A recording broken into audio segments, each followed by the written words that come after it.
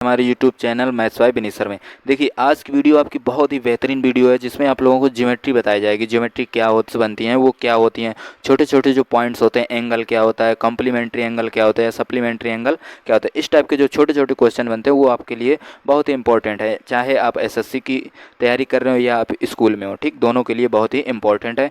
और अगर आप चैनल को पहली बार देख रहे हैं तो चैनल को सब्सक्राइब कर लीजिए, क्योंकि इसी प्रकार से आपको इसमें कंसेप्ट समझाए जाते हैं। ठीक है, तो चलिए पहली स्लाइड पर पहुंचते हैं और देखिए यहाँ पर दूसरा पॉइंट क्या लिखा है, रेखा। रेखा क्या होती है? एक आयामी आकृति रेखा बिंदु एक समूह है जिसमें केवल लंबाई होती है, जिसका कोई अंत बिंदु नहीं होता, वह आपकी क्या कहलाती है? रेखा। चलिए दूसरी स्लाइड में देखते हैं। दूसरी स्लाइड में आपको क्या बताया गया है कि रेखा खंड क्या होता है? तो एक निश्चित लंबाई वाली रेखा क्या कहलाती है? रेखा, ठीक, जिसे हम बोलते हैं लाइन सेगमेंट। ठीक है, वीडियो अच्छा लगे तो वीडियो को लाइक करें, चैनल को सब्सक्राइब कर लें। देखिए दूसरा क्या लिखा है, दूसरा आपको बोला गया किरण। किरण क्या होता है? तो एक दिशा लंबाई वाली रेखा, यानी एक दिशा में इस प्रकार से जो खींच दी जाए रेखा, उसे हम क्या बोलते हैं? किरण। ठीक है, अगला पॉइंट है एंगल। तो एंगल क्या होता है? Inclination between two sides is called angle. मान लिया टू साइड, एक साइड ये आपको दी जाए, एक साइड ये, इसके बीच में जो ये आकृति बनेगी इसे हम क्या बोलते हैं? एंगल यानी कोण। ठीक है, तो चलिए नेक्स्ट स्लाइड में, तो चलिए देखते हैं नेक्स्ट स्लाइड। देखिए अगली स्लाइड में आपको बताया गया पूरक कोण क्या होता है। ठीक है, क्या बताया गया? पूरक कोण क्या होता है? तो यदि दो कोणों का योग 90 अंश हो, वे एक दूसरे के पूरक कोण होते हैं। ठीक है, यहाँ पर देखिए कॉम्प्लीमेंट्री एंगल यानी पूरक कोण। तो मान लीजिए एक अल्फा दिया गया और एक आपको बीटा दिया गया, यानी इन दोनों का योग किसके बराबर होना चाहिए? 90 एंगल यानी 90 के बराबर होना चाहिए। तो वह आपका क्या कहलाता है? तो वह आपका कहलाता है सब कॉम्प्लीमेंट्री एंगल यानी पूरक कोण। चलिए नेक्स्ट स्लाइड में पहुंचते हैं और यहाँ पर आपको बताया गया है सप्लीमेंट्री एंगल यानी संपूरक कोण क्या होते हैं। यदि दो कोणों का योग 180 अंश हो, वे एक दूसरे के पूरक कहलाते हैं। ठीक, यानी मान लीजिए एक कोण अल्फा दिया जाए और एक कोण आपको बीटा दिया जाए, इन दोनों का अगर योग 180 अंश आ जाए तो वो क्या कहलाते हैं? तो वो कहलाते हैं क्या?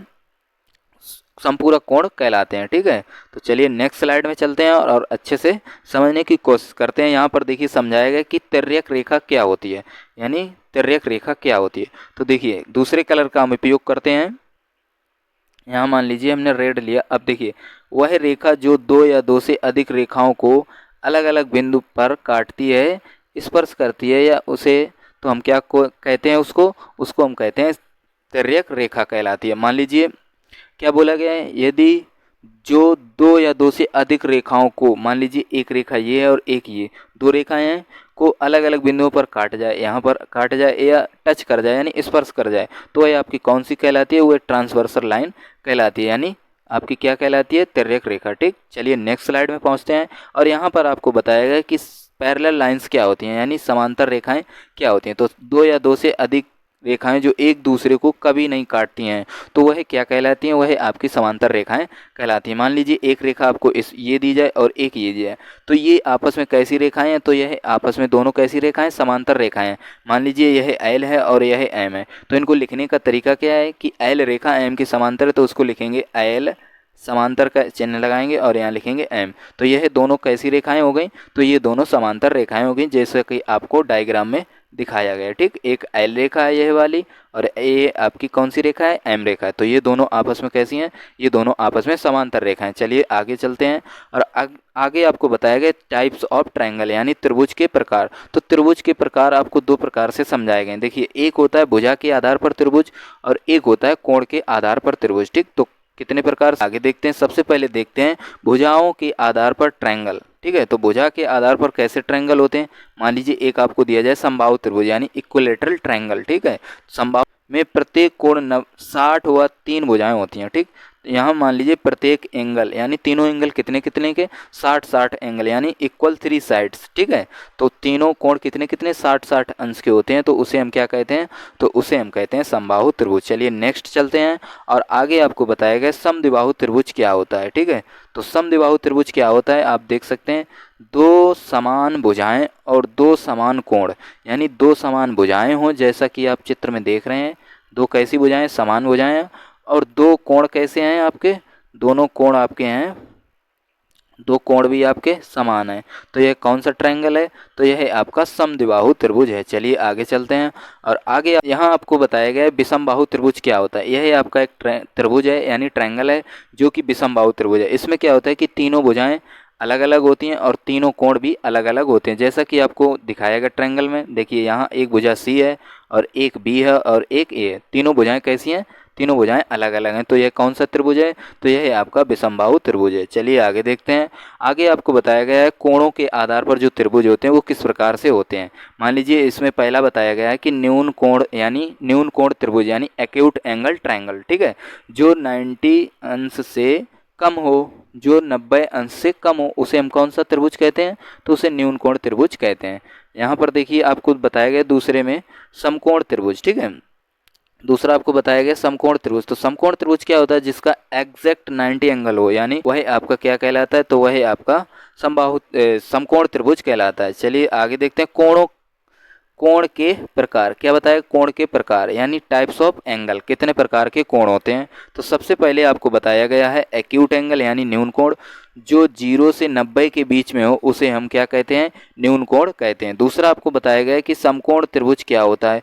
जो एग्जैक्ट 90 एंगल पर हो यानी सीधे 90 अंश पर हो उसे हम कौन सा कोण कहते हैं? तो उसे हम समकोण त्रिभुज यानी समकोण कहते हैं, ठीक है। नंबर 3 आपको बताया गया अधिक कोण, जो 90 और 180 के बीच में हो उसे हम क्या कहते हैं? अधिक कोण, ठीक है। जैसा कि आपने यहाँ पर देखा है कि 90 और 180 के बीच में हो उसे हम कौन सा कहते हैं? उसे हम ऑब्ट्यूस एंगल या अधिक कोण कहते हैं, ठीक है। और इसके बाद आपको बताया गया है स्ट्रेट एंगल यानी सीधा कोण, यानी या हम रेखा कोण भी बोल सकते हैं, ठीक। तो वह हमारा क्या कहलाता है? तो वह हमारा स्ट्रेट एंगल यानी जिसका 180 अंश मान होना चाहिए, ठीक। एक मिनट, एक और पॉइंट था कुछ आपका, यस, रिफ्लेक्स एंगल यानी बृहत कोण, ठीक है, जो 180 और 360 के बीच में हो तो वह हमारा कौन सा कोण कहलाता है? तो कोण कहलाता है, ठीक। नेक्स्ट स्लाइड में आपको बताया कोण समद्विभाजक क्या होते हैं यानी एंगल बाइसेक्टर, ठीक। ये आपका मोस्ट इम्पॉर्टेंट पॉइंट है, इसको आप जरूर नोट कर लेना और अच्छे से समझना। देखिए तो इसमें क्या होता है एंगल बाइसेक्टर यानी कोण द्विभाजक क्या होता है। देखिए यहाँ जैसा कि आपको बताया गया है कि exterior angle bisector of triangle ABC, जैसा कि आप यहाँ पर देख रहे हैं आपको बताया गया है। और यहाँ पर हम थोड़ा सा रेड कलर का यूज़ करते हैं। देखिए यहाँ पर पढ़ते हैं किसी कोण के आंतरिक कोण समद्विभाजक और बाह्य कोण समद्विभाजक के बीच का कोण 90 अंश होता है, उसे हम क्या कहते हैं? तो उसे हम कोण समद्विभाजक कहते हैं। आपने अच्छे से समझा होगा, इसको आप नोट जरूर कर लेना, ठीक। चलिए चलते हैं नेक्स्ट स्लाइड में। और यहाँ आपको बताया गया लंबवत विपरीत कोण यानी लंबवत विपरीत कोण क्या होते हैं, ठीक है। जैसा कि आप डायग्राम में देख रहे हैं ये कैसे हैं? ये वर्टिकल अपोजिट्स एंगल हैं यानी थीटा एंगल के बराबर है। यहाँ 180 माइनस थीटा 180 माइनस थीटा आपस में कैसे हैं? बराबर हैं, ठीक है।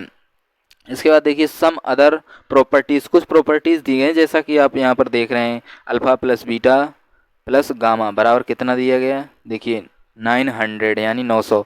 यहाँ पर देखिए हमने ये लिखा है, एक मिनट यहाँ दिखा दें, क्लास 9 से लेकर क्लास 12 सभी वीडियो लेक्चर आपको इस वीडियो में मिल जाएंगे। तो इस वीडियो को लाइक करें और चैनल को सब्सक्राइब करें। चलिए आगे बढ़ते हैं। और आपकी यह स्लाइड में आपको बताया गया है कि शीर्ष लंब, ऊंचाई और लंब यानी ये क्या होते हैं, ठीक है। तो यह आपका क्या है? शीर्ष लंब है। और इस वीडियो में आपको हमने ये ढेर सारे पॉइंट आपको बताने की कोशिश की है, ठीक। कर लीजिएगा सब्सक्राइब और मिलते हैं नए वीडियो में। तब तक आप इन्हीं पॉइंटों को अच्छे से रिवाइज करें और इनको याद करें। बहुत